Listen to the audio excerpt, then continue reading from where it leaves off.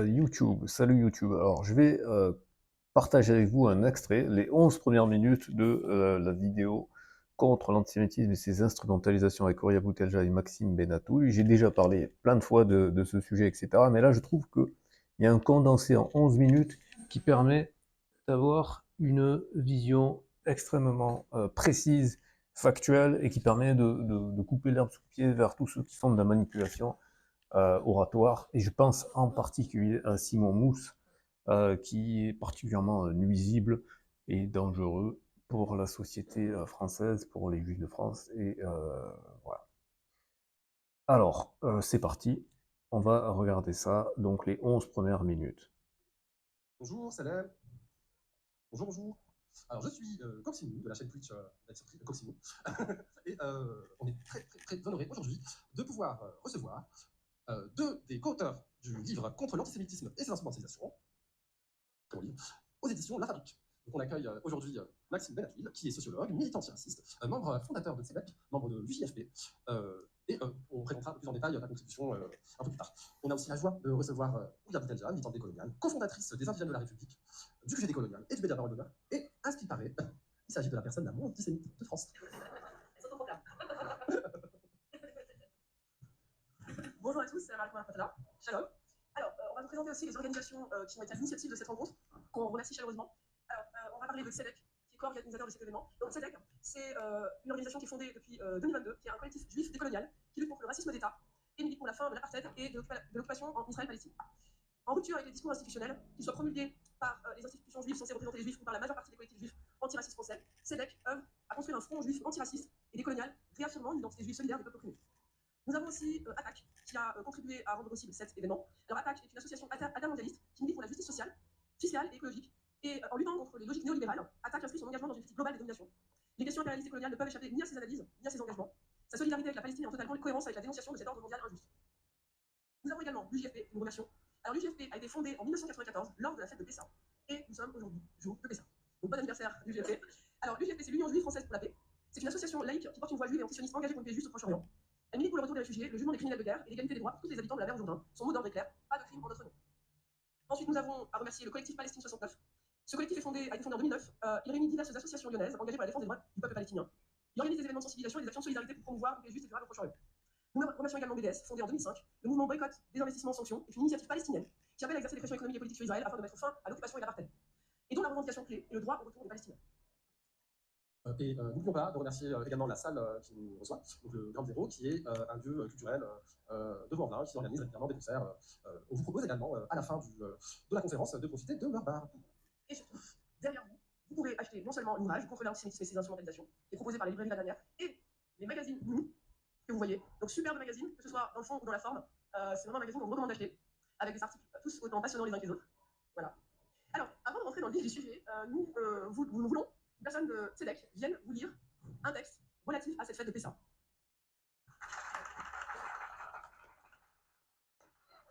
Shabbat shalom tout le monde, Salem, bonjour, bienvenue. D'accord. Je suis pas dans le cadre. Énormément merci d'être là, merci de faire tout ça, merci beaucoup au GZ de nous accueillir parce qu'effectivement, on n'aurait pas pu trouver une meilleure date pour parler de ce dont on va parler. Est-ce que vous savez ce que c'est Pessah?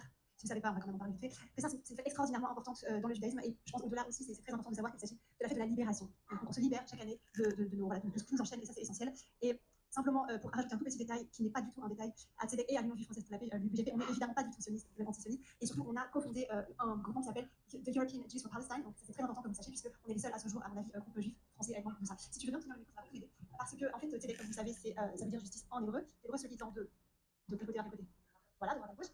Si vous prenez le livre dans l'autre sens, vous verrez qu'il commence par un texte extrêmement puissant qui parle justement de Pessah, et ce texte s'intitule Nous avons besoin d'un exode du sionisme. C'est un texte Naomi Klein, vous connaissez certainement, qui est une figure très importante du milieu de la justice climatique, mais bien au-delà, parce que beaucoup d'écologistes, par exemple, ne savent pas, c'est Naomi Klein, en fait, avant tout, c'est une juive antisioniste. Donc c'est important de le dire. Et que nous dit-elle il y a un an, donc à Pessah, il y a un an de ça, à Brooklyn, à New York, et comme vous savez, New York est un très grand lieu du judaïsme aujourd'hui, à notre époque, donc est organisé un CEDER, un repas dans la rue, avec énormément de personnes. Et donc, lors de ce CEDER, que nous dit Naomi Klein? Elle dit J'ai pensé à Moïse et à sa colère quand il est descendu de la montagne et qu'il a trouvé les Israélites en adoration devant un veau d'or. Et je vais complètement couper dans le texte pour aller directement à ce que je voulais vous dire. Cette fausse idole s'appelle le sionisme. C'est une fausse idole qui prend les plus profonds de récits bibliques de justice et d'affranchissement de l'esclavage, l'histoire même de Pessah, pour en faire des armes brutales de vol colonial de terre, des feuilles de route pour le nettoyage ethnique et le génocide. C'est une fausse idole qui a pris l'idée transcendante de la terre promise, de métaphore de la libération humaine, qui a voyagé à travers de multiples croyances jusqu'aux quatre coins de ce globe et qui s'est permis d'en faire un acte de vente au profit d'un État militariste. La forme de libération défendue par le sionisme politique est elle-même profane. Depuis le commencement, il repose sur l'expulsion massive des Palestiniens et des Palestiniens de leur foyer et de leur terre ancestrale, la Nakba. Depuis le commencement, il est une guerre contre les rêves de libération. Depuis le commencement, il a engendré une forme de liberté repoussante, qui voyait les enfants palestiniens non comme des êtres humains, mais comme menaces démographiques. De même que le pharaon dans le livre de l'Exode redoutait la population grandissante des Israélites et ordonna pour cela qu'on mette à mort leurs fils. Le sionisme nous a menés à notre présent cataclysmique, et il est temps que nous le disions clairement, il nous y mène depuis toujours. C'est une fausse idole qui a conduit bien trop de gens de notre peuple sur une voie profondément immorale, qui les incite désormais à justifier le laminage de commandements fondamentaux. Tu ne tueras pas, tu ne voleras pas, tu ne convoiteras pas. C'est une fausse idole qui identifie la liberté juive avec les bombes à fragmentation qui tuent et mutilent les enfants palestiniens. Le sionisme est une fausse idole qui a trahi toutes les valeurs juives. Il y a bien trop longtemps qu'on laisse la fausse idole du sionisme croître sans retenue. Alors, aujourd'hui, nous disons ça s'arrête là. Notre judaïsme ne peut être enfermé dans un ethno-État, car notre judaïsme est internationaliste par nature. Notre judaïsme ne peut être protégé par l'armée dévastatrice de cet État, car cette armée ne fait que semer la peine et récolter la haine, y compris contre nous, les juifs. Notre judaïsme n'est pas menacé par celles et ceux qui élèvent la voix en solidarité avec la Palestine, par-delà les différences de race, d'ethnie, de capacité physique, de genre et de génération. Le CEDER, donc ce repas, est une technologie de la diaspora, s'il en est conçu comme le deuil collectif, la contemplation, le questionnement, la remémoration et la réunification de l'esprit révolutionnaire.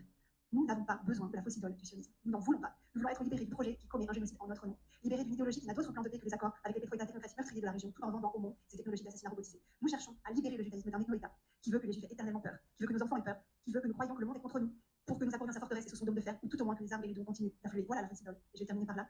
Nous ne disons pas laisser partir notre peuple. Nous disons nous sommes déjà partis. C'est traduit par Étienne Dobenesque. Merci.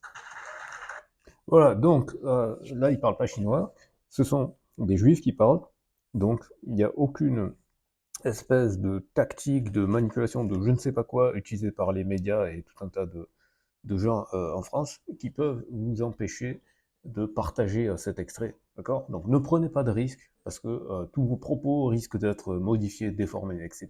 Rapportez simplement les propos de ces gens-là. Je vais vous montrer qui sont-ils. Donc la personne qui a parlé, c'est une membre du groupe Tzedek. Donc Tzedek, vous pouvez chercher ici, comme ça. Ah, c'est marrant ça, je ne savais pas qu'il y avait une version UK de Tzedek. On va essayer de trouver la version française. C'est marrant ça. On va l'écrire en français du coup, juif décolonial. Voilà, ah, parce que c'est avec un S, d'accord. Ah, sachant que c'est un mot hébreu, donc en fait c'est juste une transcription. Donc vous avez le manifeste ici, d'accord. Donc sur leur site, c'est facile, hein, c'est tzedek, tsedek.fr. Et vous avez leur manifeste pardon, qui dit Tzedek est un collectif de juifs et juives décoloniaux. Bon, enfin, l'écriture inclusive, les gars, je trouve que c'est chiant. Voilà. Je suis pas contre la parité, mais je trouve que c'est chiant à lire, donc je suis pas un partisan de l'écriture inclusive. Donc je vais le lire en version normale. Donc Tzedek est un collectif de juifs et juifs décoloniaux, luttant contre le racisme d'État en France, et pour la fin de l'apartheid et de l'occupation en Israël-Palestine. Encore une fois, je précise que je ne fais que lire leurs propos. Donc n'essayez pas de faire je sais pas quoi. Voilà.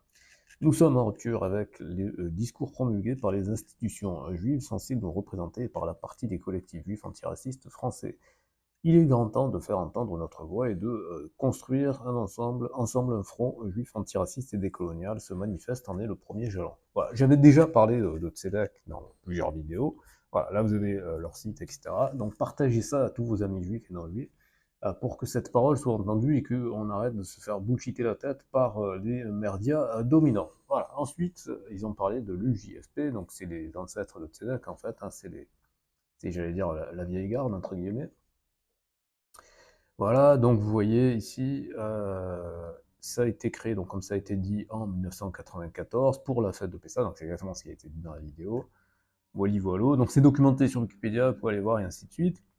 J'ai déjà partagé, donc vous voyez ici malheureusement, beaucoup des gens, c'est pour ça que je dis c'est l'ancienne garde, parce que ben, oui, le temps a fait son affaire, malheureusement, il y en a qui sont morts, comme notamment notre ami Stéphane Hessel, paix à son âme, qui a été l'auteur du manifeste Indignez-vous. Bon, là, je m'aperçois que la version Wikipédia est quand même assez courte. Je la trouve très très courte. Voilà, donc vous pouvez aller voir après sur leur site à eux. Je tiens à souligner Pierre Stamboul, que j'ai connu personnellement en tant que professeur. Pierre Stamboul était professeur. Pierre Stamboul, vous pouvez le voir sur des chaînes turques, où il est accueilli pour partager ses propos, et vous pouvez voir ses discours aussi sur YouTube, il y en a quelques-uns.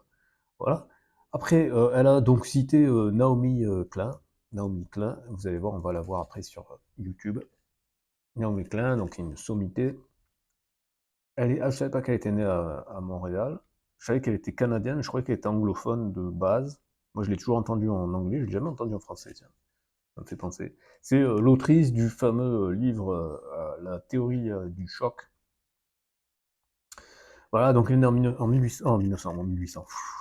Elle est née le 8 mai 1970 à Montréal. C'est une journaliste, essayiste et réalisatrice et altermondialiste canadienne. Elle a étudié, ah voilà, c'est pour ça qu'elle est plutôt anglophone à mon avis, parce qu'elle a étudié à Toronto. Toronto, c'est anglophone.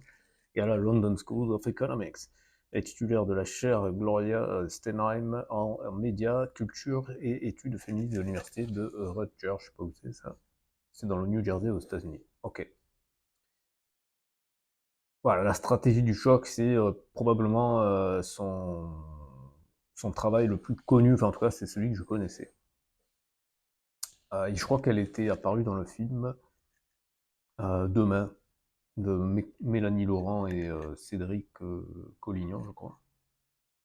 Ou je sais plus, enfin, ou Cyril, je sais plus son nom de famille, enfin on s'en fout, c'est pas très important. Enfin, c'est pas que je m'en fous de la personne, je me rappelle pas, donc voilà. Voilà. Et donc, elle est issue d'une famille juive ashkénaze socialiste dont les ancêtres étaient membres du Bund. Bund qui est source d'inspiration de Tzedek, c'est marrant ça. L'Union des travailleurs juifs de Lituanie, de Pologne et de Russie. Voilà, bon bref. Donc tout ça pour vous dire que ces gens-là, contrairement à ce que la chaîne foireuse, et je vais vous la montrer pour vous indiquer, alors je crois qu'il s'appelle Academ, je crois. Ouais, voilà, ça. Eux, c'est l'antithèse, d'accord? Eux, ils disent que de la merde. Et notamment, ils avaient fait une vidéo contre Tzedek. Je ne sais pas si on va le retrouver avec des mots-clés comme ça. Mais voilà, c'est ça. Ils n'arrêtent pas de dire des... Ils disent, vous vous rendez compte, les juifs préférés, c'est totalement n'importe quoi. C'est de la contre-information. Donc, méfiez-vous comme de la peste de ce truc-là. Voilà. Donc, on revient sur les gens fréquentables. Et qui d'autre qui avait été cité? Je sais plus. Je sais plus. Mais en tout cas, on va revenir. Ah oui, non, mais j'avais ouvert une autre fenêtre. Alors attendez. Ouais, voilà, ça. Bon, je vous laisse le lien pour aller voir par vous-même. Voilà. Donc je tenais à donner des billes en français, parce que souvent je cite des anglophones, etc. Voilà. Donc il faut leur donner de la force. Ok. Et je crois que, je sais pas s'ils ont mis un lien vers le livre. Et ouais, mais les gens, présentez le livre sur la chaîne. Mettez un lien dans la description. Alors, attendez, on va le retrouver comme ça, peut-être La Fabrique, lutte contre l'antisémitisme.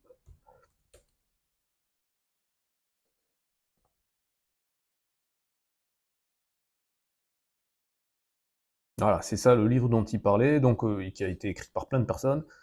Donc ce qu'on a vu dans la vidéo, c'est Maxime Benatouille, donc le sociologue, et Ouria Boutelja. Mais il y a aussi Naomi Klein, il y a aussi Frédéric Lordon, il y a aussi Françoise Vergès, et tous les autres que j'ai pas cités. Voilà. Voilà, je mettrai un lien dans la description, comme ça vous pourrez aller vous le procurer si vous le souhaitez. Voilà, c'est tout pour cette vidéo. Comme d'habitude, dans la description, il y a des liens pour soutenir mon travail, les deux liens pour avoir des banques qui soient crypto-friendly, et le lien vers BitStack si vous voulez épargner en Bitcoin.